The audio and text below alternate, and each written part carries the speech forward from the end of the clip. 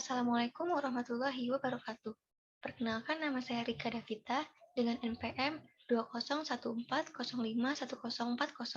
dari jurusan Teknologi Hasil Pertanian Universitas Lampung.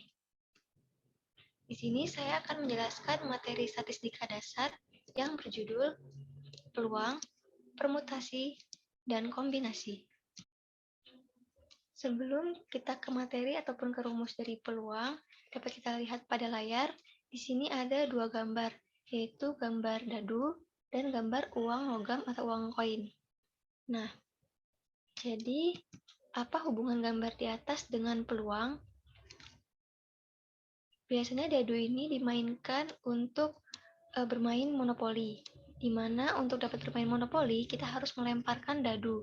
Dan angka yang kemudian muncul merupakan jumlah jalan yang harus ditempuh oleh pelempar dadu. Pelemparan dadu bermata 6 pada permainan monopoli akan menghasilkan angka yaitu angka 1, 2, 3, 4, 5, atau 6. Nah, kemungkinan keluarnya angka tertentu pada pelemparan dadu bermata 6 adalah salah satu contoh dari peluang. Contoh lainnya adalah saat pelemparan uang koin. Jadi pada saat melemparkan uang koin, ada dua buah kemungkinan mengenai sisi yang muncul, yaitu sisi yang pertama adalah sisi angka, dan sisi yang kedua adalah sisi gambar. Jadi konsep peluang ini tidak hanya diterapkan pada hal-hal yang bersifat sederhana seperti pelemparan dadu ataupun pelemparan uang koin, melainkan pada hal yang lebih kompleks juga seperti investasi, ramalan cuaca, asuransi, dan lainnya. Jadi materi peluang ini sangat bermanfaat untuk kita ke depannya. Lalu apa itu definisi peluang? Peluang adalah besarnya probabilitas atau kemungkinan berlangsungnya suatu kejadian. Dalam angka, peluang selalu berkisar antara 0 sampai dengan 1, di mana 0 menyatakan sebuah kejadian yang tidak mungkin terjadi, dan 1 merupakan sebuah kejadian yang pasti terjadi. Adapun dalam matematika, hal ini dinotasikan sebagai 0 lebih dari sama dengan PK kurang dari sama dengan 1, di mana PK menyatakan peluang terjadinya kejadian K. Adapun istilah yang sering digunakan dalam peluang adalah yang pertama, ruang sampel.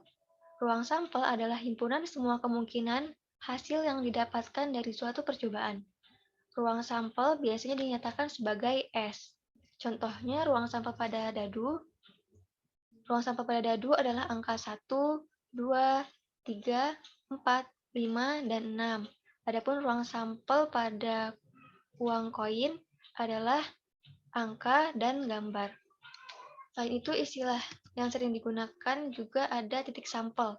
Titik sampel adalah bagian dari ruang sampel. Contohnya saat kita melemparkan dadu,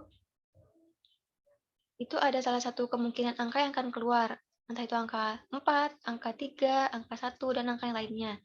Dan pada pelemparan uang koin juga ada salah satu kemungkinan yang akan keluar atau akan muncul, yaitu sisi gambar ataukah sisi angka.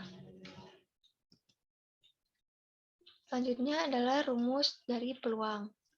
Jadi untuk menentukan sebuah peluang kejadian A, kita harus membandingkan antara banyaknya kejadian A dan banyaknya keluaran pada ruang sampel.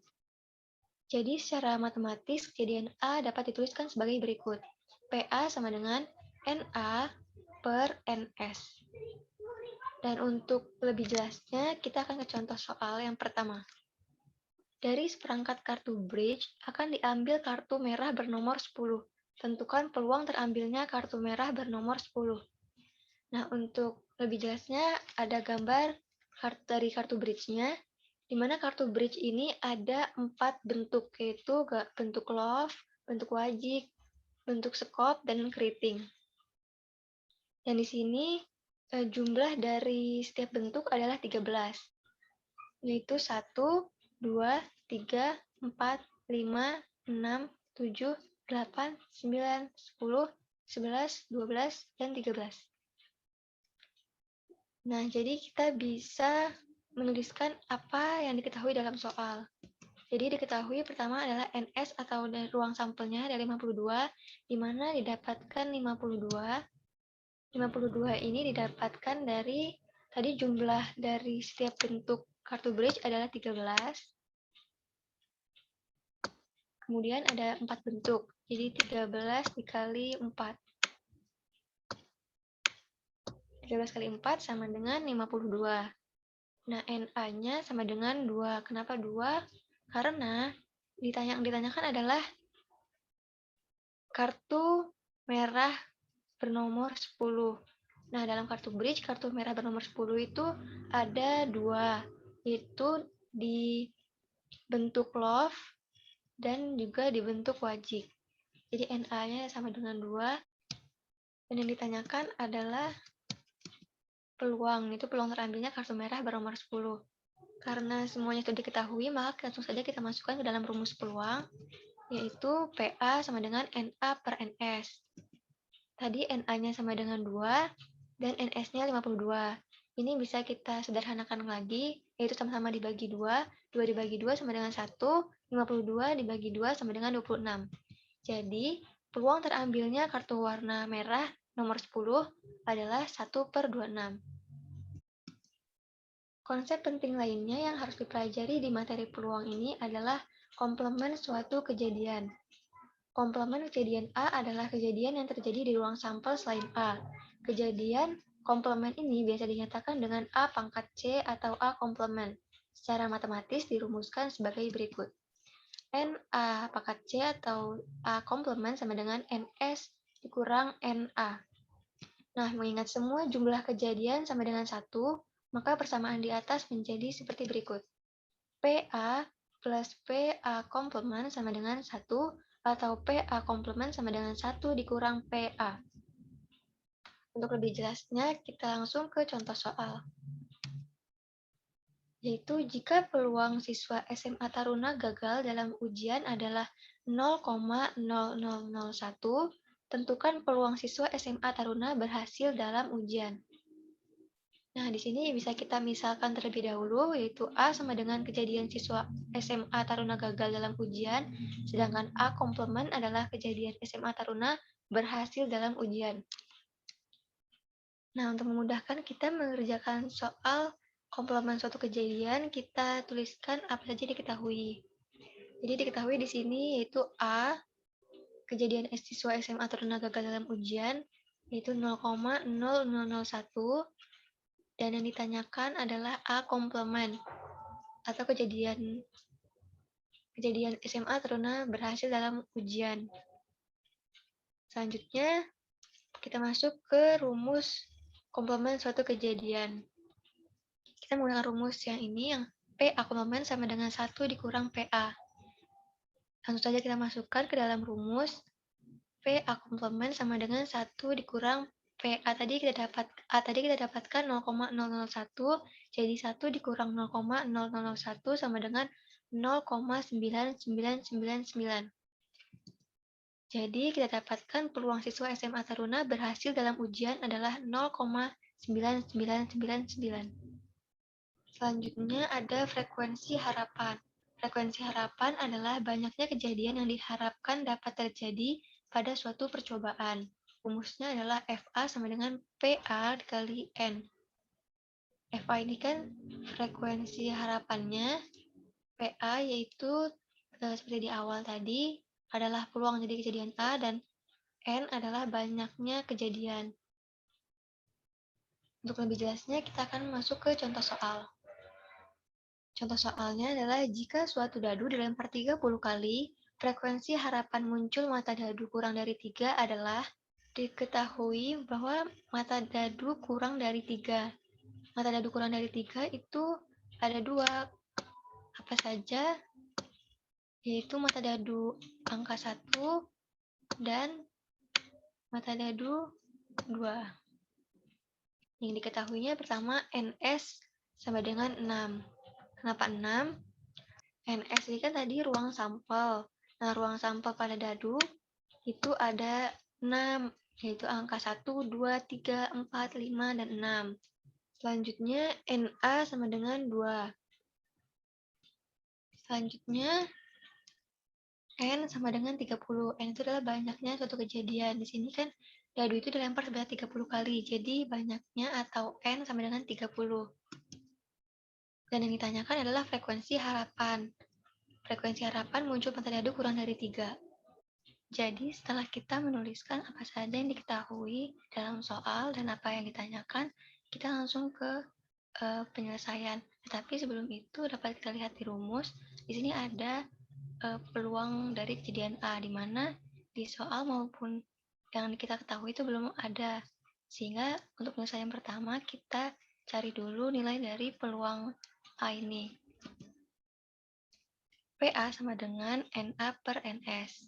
Di sini sudah diketahui NA-nya 2 dan NS-nya adalah 6. Jadi 2 per 6 bisa disederhanakan, sama-sama dibagi 2, jadi 1 per 3.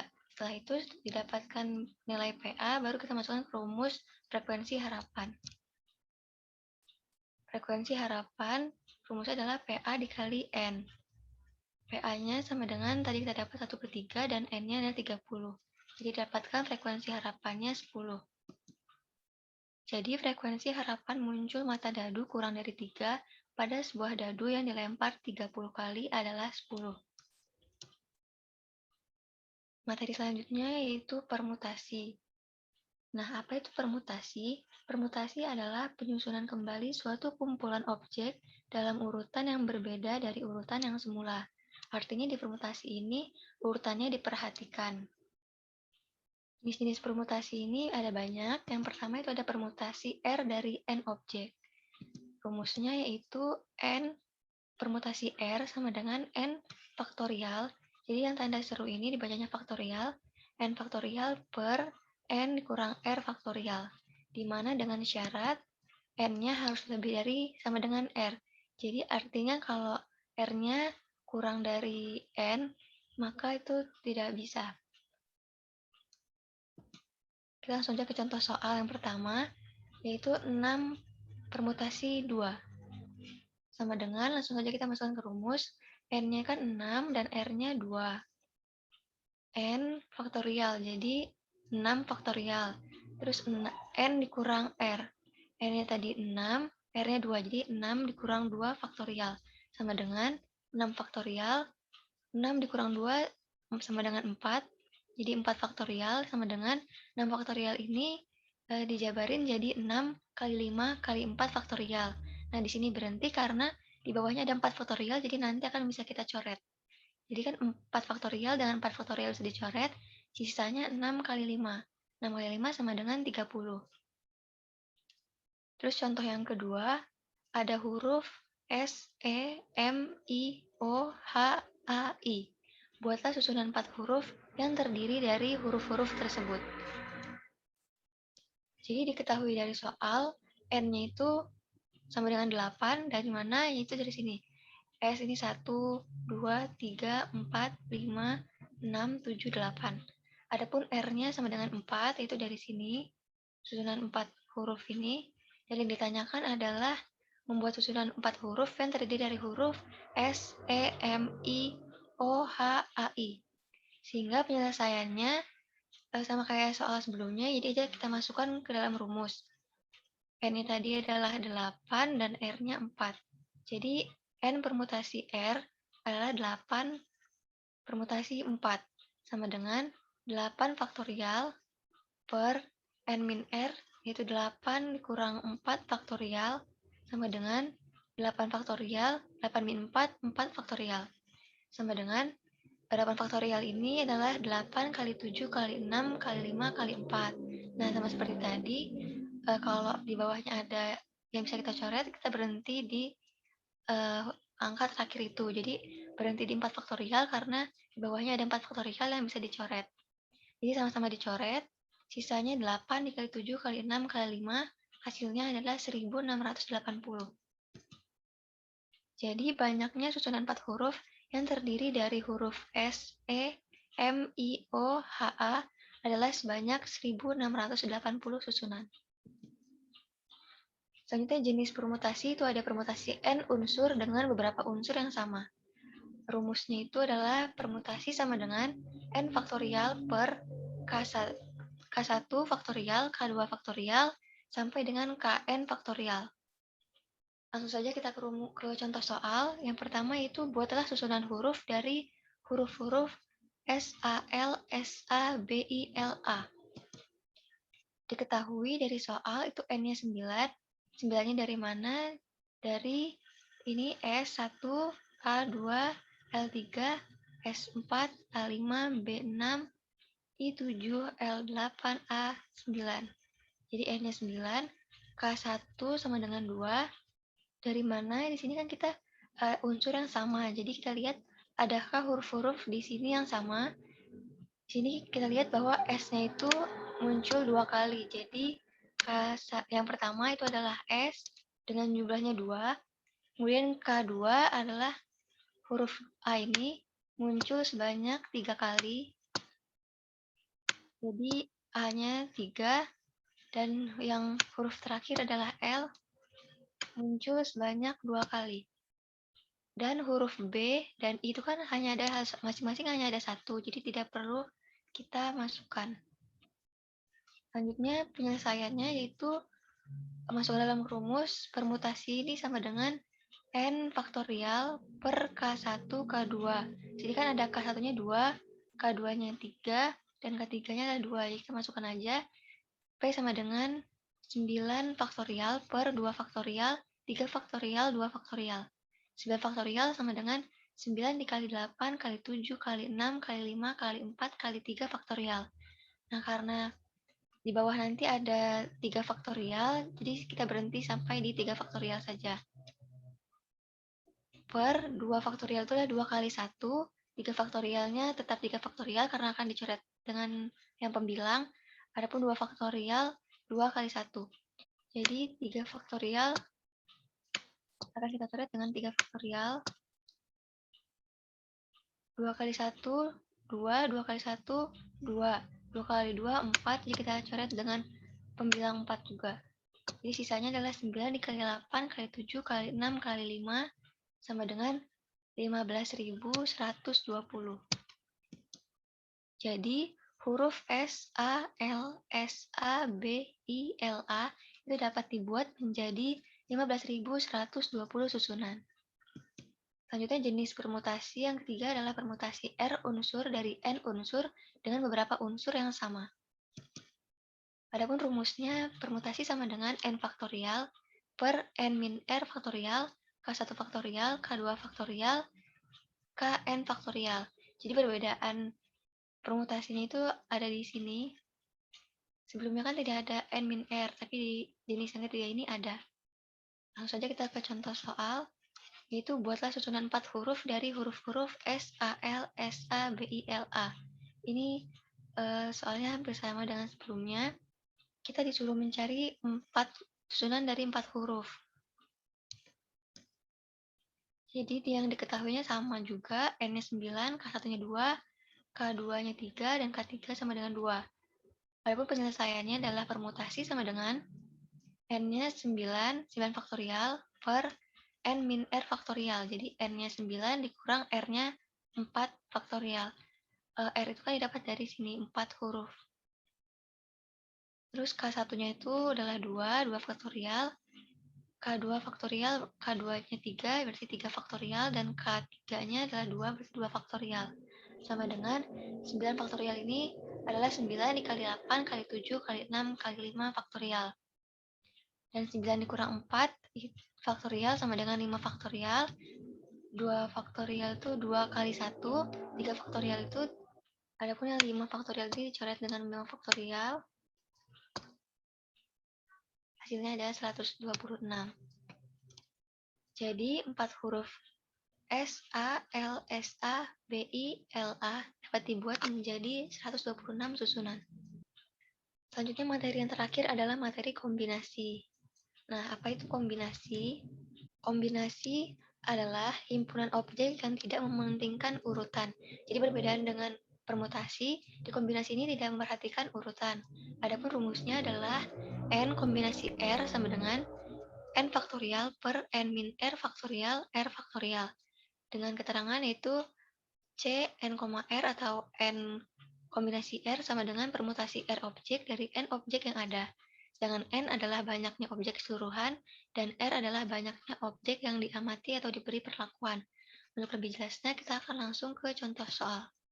Soal yang pertama adalah 8 kombinasi 2. Nah, di sini kan berarti 8 itu sebagai N, dan 2 itu sebagai R.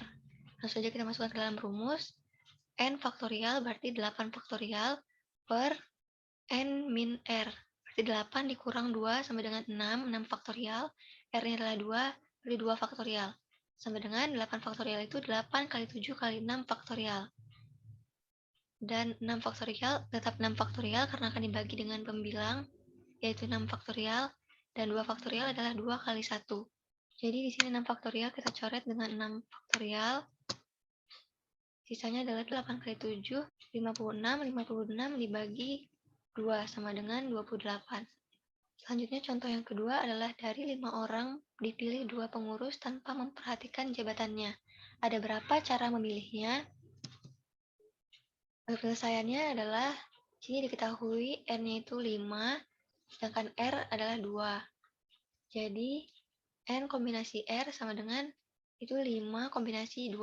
Sama dengan N-nya tadi 5, 5 faktorial per N min R faktorial. Berarti 5 dikurang 2 kan 3, berarti 3 faktorial dan 2 faktorial.